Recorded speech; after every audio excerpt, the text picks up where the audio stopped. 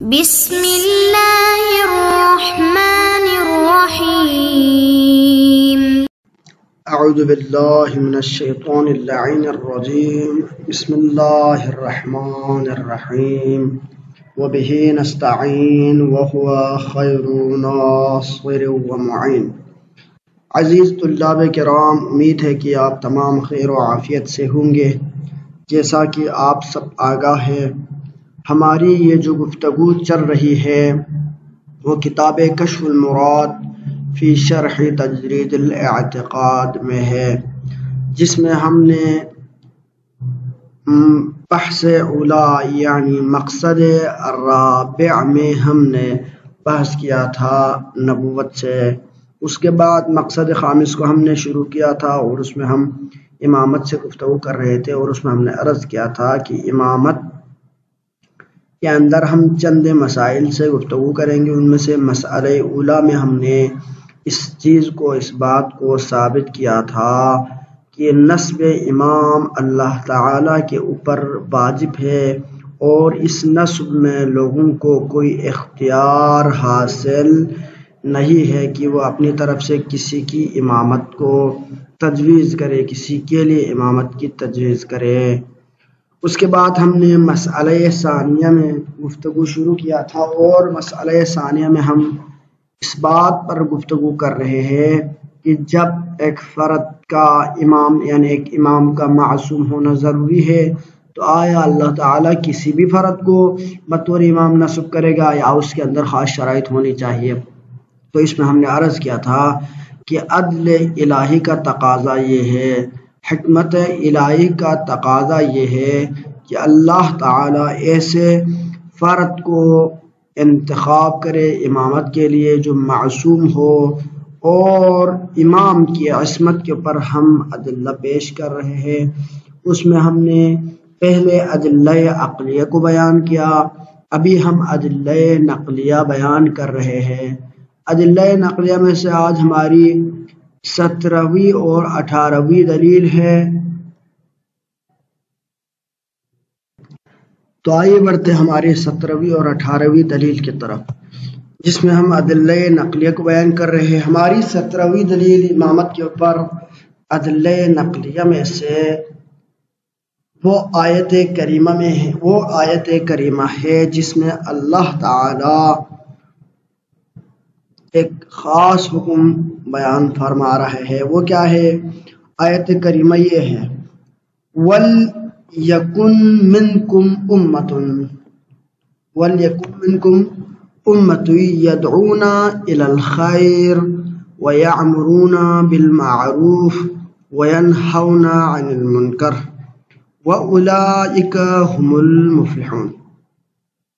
ترجمہ کچھ یوں ہے کہ چاہیے کہ تم میں سے ایک گروہ ایسا ہو جو امور خیریہ کی طرف دعوت کرے۔ وَلْيَكُنْ مِنْكُمْ، یعنی تم میں سے ہونا چاہیے ایک ایسا گروہ جو امور خیریہ کی طرف دعوت کرے، اس طرح سے کہ اچھے کام کا حکم دے دے، یعنی امرون بالمعروف ہو، اور برے کام سے منع کرے، یعنی منکر سے ینہون عن المنکر کرے۔ یہی گروہ رستگار ہے، یعنی یہی گروہ فلاح پانے والے ہیں، یعنی اولئک هم المفلحون، یعنی یہی لوگ یعنی نجات پانے والے ہیں۔ تو اس آیت کریمہ میں ایک خاص گروہ ہر امت میں ہونی چاہیے، اس کی ضرورت کی طرف اللہ تعالیٰ اشارہ فرما رہا ہے، اور یہ فرما رہا ہے کہ ایک گروہ ضرور ایسی ہونی چاہیے جو امر بالمعروف کرے اور نہی عن المنکر کرے، اور یہی لوگ فلاح پانے والے، یہی لوگ نجات پانے والے ہیں۔ تو یہ وہی ہادیان برحق ہے جو ہر امر خیر کی طرف دعوت کرتا ہے، یعنی امر بالمعروف کرتا ہے اور نہی عن المنکر کر کے ہم کو بتلاتا ہے، جس کی دعوت پر شبہ اضلال کا نہیں ہے۔ پس اس آیت کریمہ میں اللہ تعالیٰ نے جب اس چیز کی ضرورت پر بیان فرمایا کہ ایک ایسا گروہ ضرور ہونا چاہیے جو عمل بالمعروف کرے نہی عن المنکر کرے۔ تو اس کے بارے میں ہم پہلے بھی بیان کر چکے کہ معروف کرنے کے لیے معروفات کا علم ہونا ضروری ہے، یعنی تمام واجبات اور تمام رضائے الہی کا اس کو علم ہونا ضروری ہے۔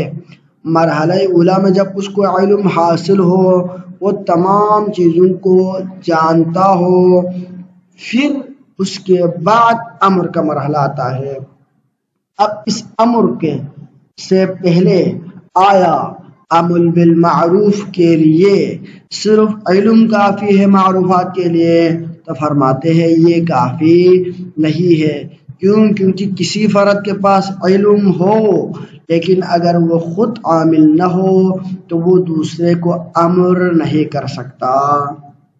دوسرے کو عمل کرے گا تو آیت کریمہ میں جو فرمایا گیا کہ لما تقولون ما لا تفعلون، کیوں تم لوگ کیوں ایسے چیز کے امر کرتے ہو جو خود جس پر عمل نہیں کرتے۔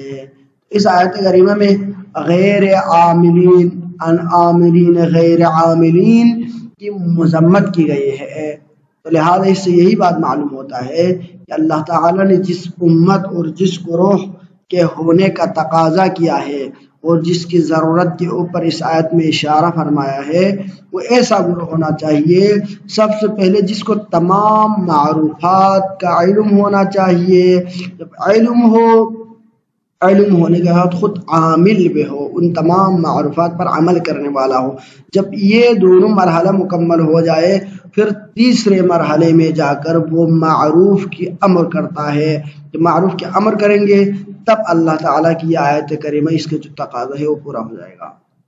تو لہذا آیا عام فرد عام لوگوں سے یہ چیز ممکن ہے؟ تو یہ بات مسلم ہے، ممکن نہیں ہے۔ کیونکہ تمام معروفات کا یعنی بالمعروف یعنی تمام معروفات کا تمام اوامر الہی کا علم ہونا ایک عام انسان کے بس کی بات نہیں ہے، کیونکہ لوگوں کو اپنی ذمہ داریوں کا علم نہیں ہوتا۔ بعض مورد میں ایسے ہوتے علم تو نہیں ہوتا، بعد میں تحقیق سے کبھی بہت دیر بعد پتہ چلتا ہے، لہذا وہ کفایت نہیں کرتی ہے۔ تو لہذا بلکہ ضروری اول امر میں تو ممکن ہے صرف اسی شخص اسی فرد کے لیے تمام اوامر الہی سے آشنا ہونا ممکن ہے جو منبع و مرکز و سرچشمہ علم کے ساتھ مرتبط ہو، اور وہ کون ہوگا؟ وہ فرد ہوگا جو کہ معصوم ہو، جو اللہ تعالیٰ کے مقرب ہو اور منصوص من اللہ ہو اور اس کے پاس علم لدنی ہو۔ لہذا امام جب تک وہ امام نہ ہو، منصوص من اللہ نہ ہو، معصوم نہ ہو، اس کے لیے تمام ان چیزوں کا علم ممکن نہیں ہے۔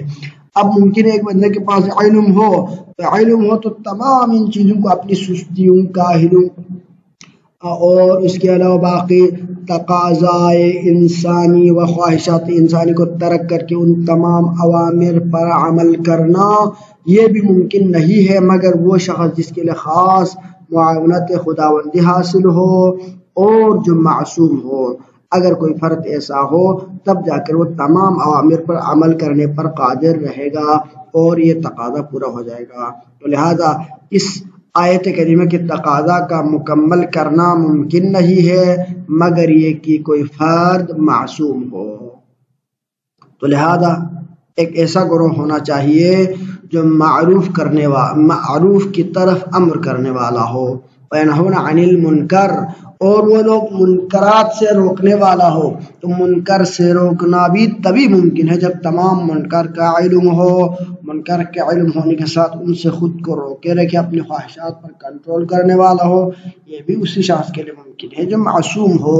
لہذا اس آیت کریمہ سے بالاستلزام ہم اس چیز کو سمجھ سکتے ہیں کہ ایک ایسا گروہ اللہ تعالیٰ ہونے کا تقاضا فرما رہا ہے کہ جس گروہ کو معروفات اور منکرات کے علم ہو، خود عمل بھی کرے، پھر اس کے بعد وہ معروف کی طرف امر کرنے والا اور منکر سے روکنے والا بھی ہو، تو وہی لوگ کیا ہوگا؟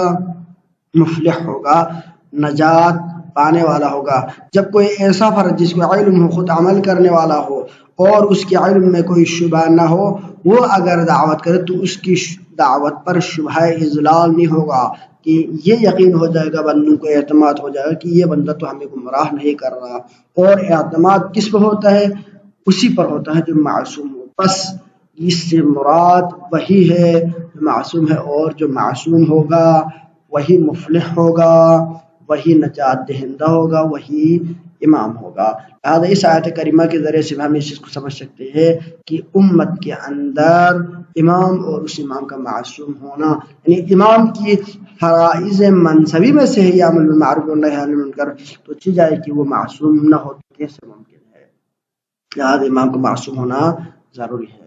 اب ہماری 18ویں دلیل یہ ہے کہ اس آیت کریمہ میں اللہ تعالیٰ فرماتا ہے یا ایھا الذین آمنوا اتقوا اللہ حق تقاتہ، اے ایمان والو اللہ سے ایسے ڈرنا جیسے کہ اس سے ڈرنے کا حق ہے۔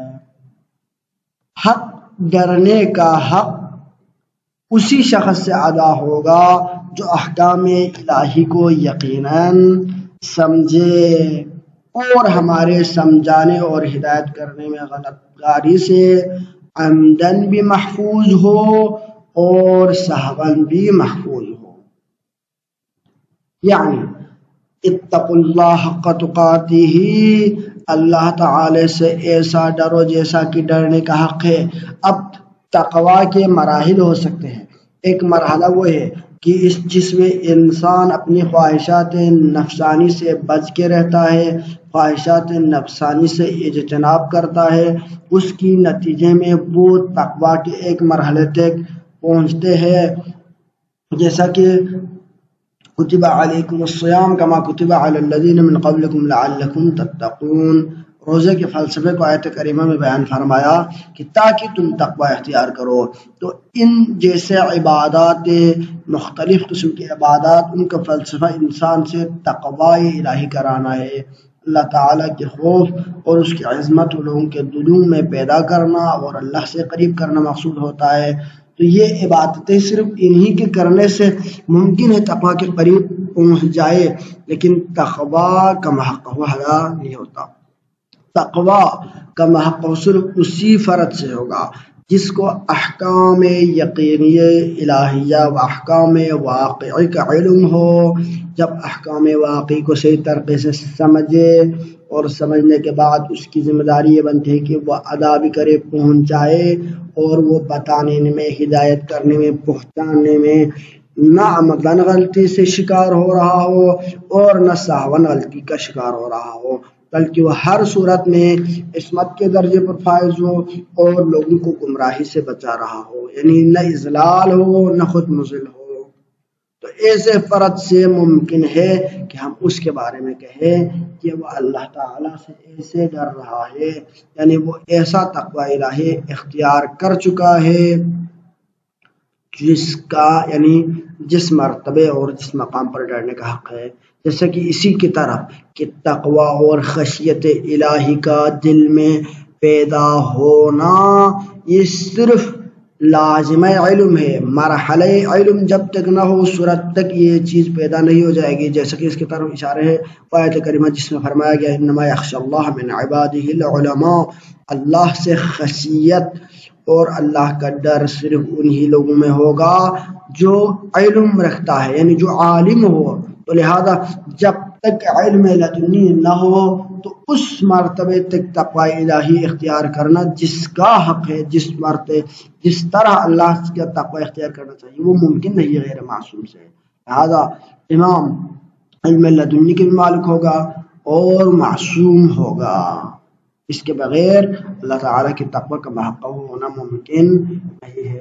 بس ان آیات کریمہ سے آیت وَلْيَكُن مِّنكُمْ أُمَّةٌ يَدْعُونَ إِلَى الْخَيْرِ اور آیت یا ایھا الذین آمنوا اتقوا اللہ حق تقاتہ، دونوں کا خلاصہ یہ ہوگا کہ جب تک انسان کے پاس، یعنی اس امام کے پاس اتنا علم ہو کہ وہ اللہ کو اتنا ڈرتا ہو اور ان تمام آیت کے تقاضوں کو پورا کر رہا ہو، تبھی بندہ معصوم کہلائے گا اور وہی معصوم امام ہوگا، کیونکہ افضل کے ہوتے ہوئے مفضول کا امام ہونا ممکن نہیں ہے۔ ان آیت کریمہ سے ہم اسی چیز کو ثابت کر چکے کہ امام منصوص من اللہ ہوگا، جس کو ہم نے پہلے ثابت کیا. اب وہ جو منصوص من اللہ ہوگا وہ معصوم ہوگا، ہر فرد امام نہیں ہو سکتا. صلی اللہ علیہ سیدنا محمد وآلہ الطیبین الطاہرین.